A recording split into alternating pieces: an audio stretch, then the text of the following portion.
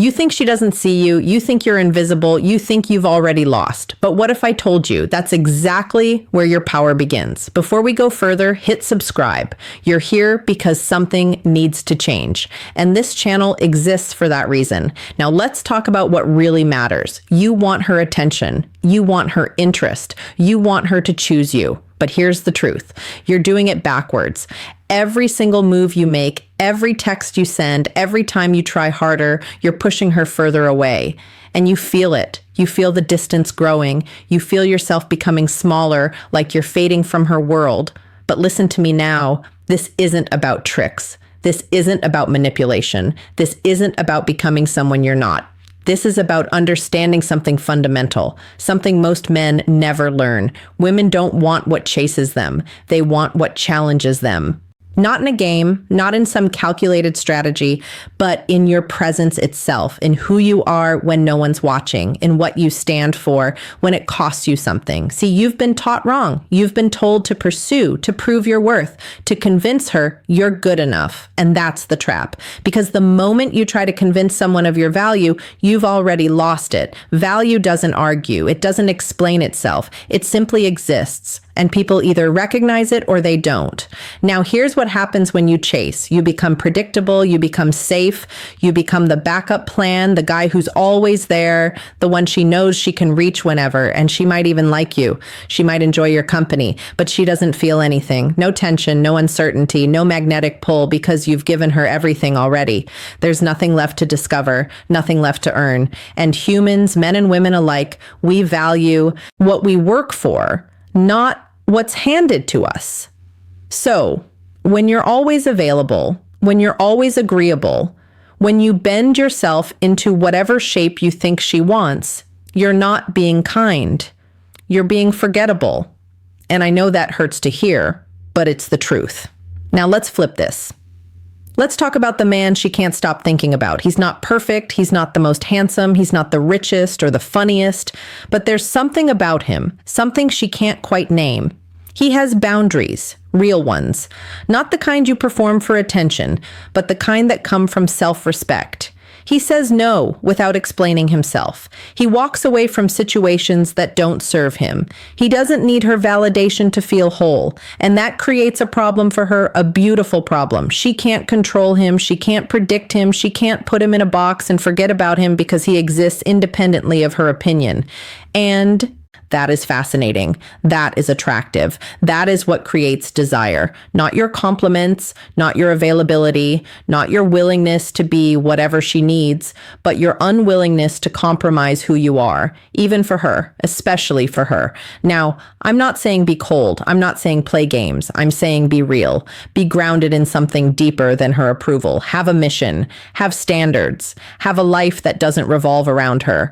Because when she sees that, when she feels that, she doesn't see a man trying to win her. She sees a man worth winning. And that changes everything. Let's talk about attention for a moment.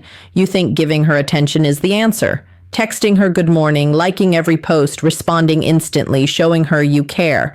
But here's what she experiences: overwhelm, pressure, the weight of your expectation.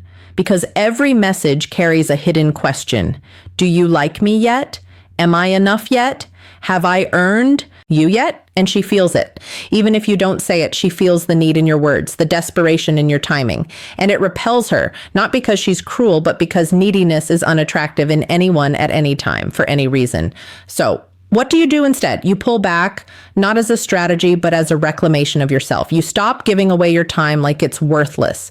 You stop prioritizing someone who hasn't prioritized you.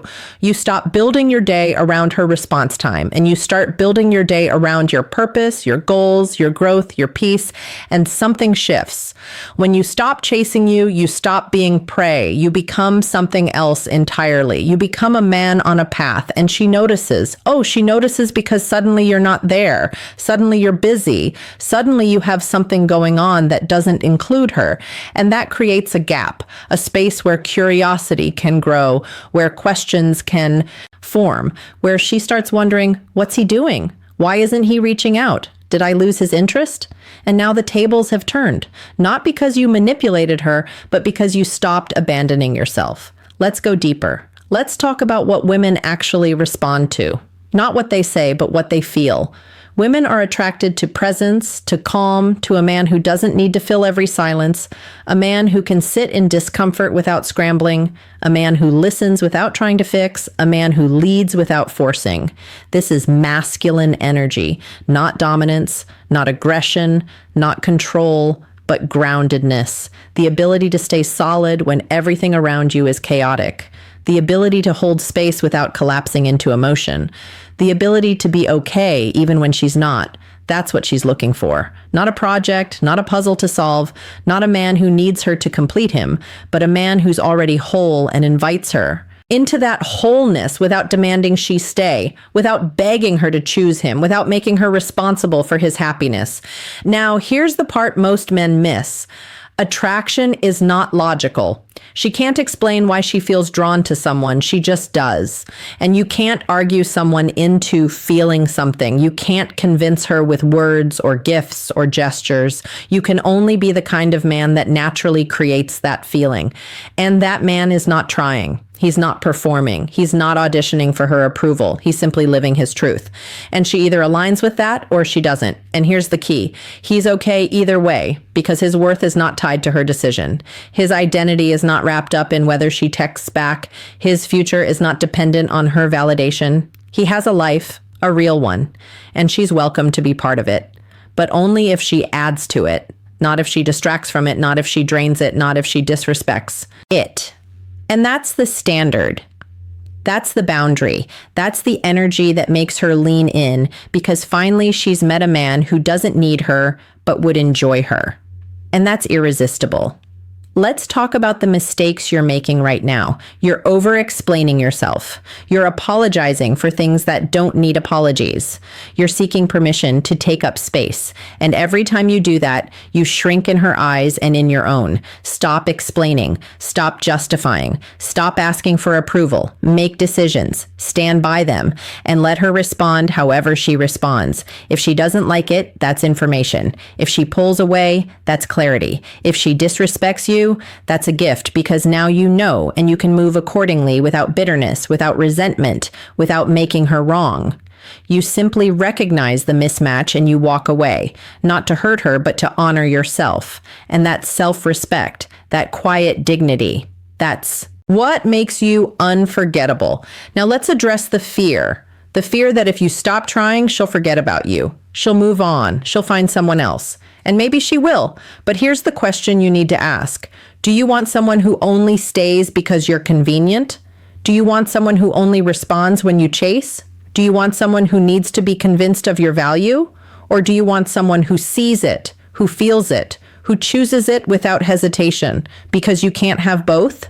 You can't chase and be chosen. You can't beg and be respected. You can't abandon yourself and expect her to stay. So you have to decide what kind of man do you want to be? The one who's always available or the one who's worth waiting for? The one who bends or the one who stands firm? The one who needs her or the one who's complete without her?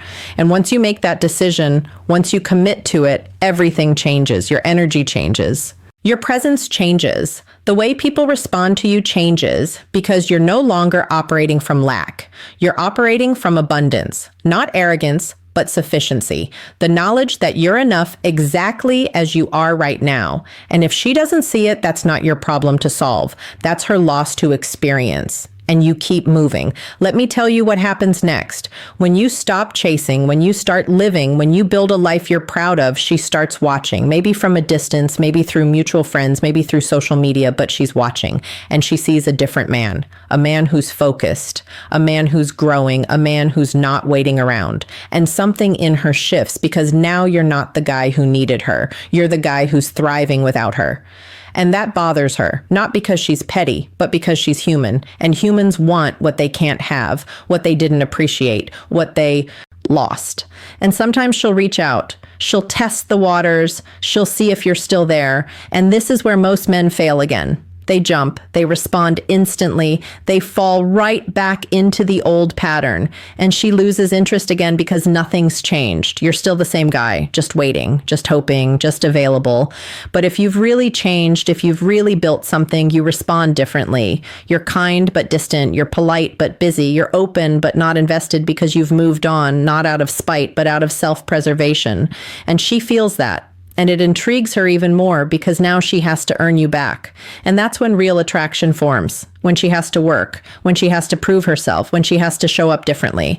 And maybe it works out, maybe it doesn't. But either way, you win because you didn't lose yourself in the process. You didn't compromise your dignity. You didn't settle for crumbs.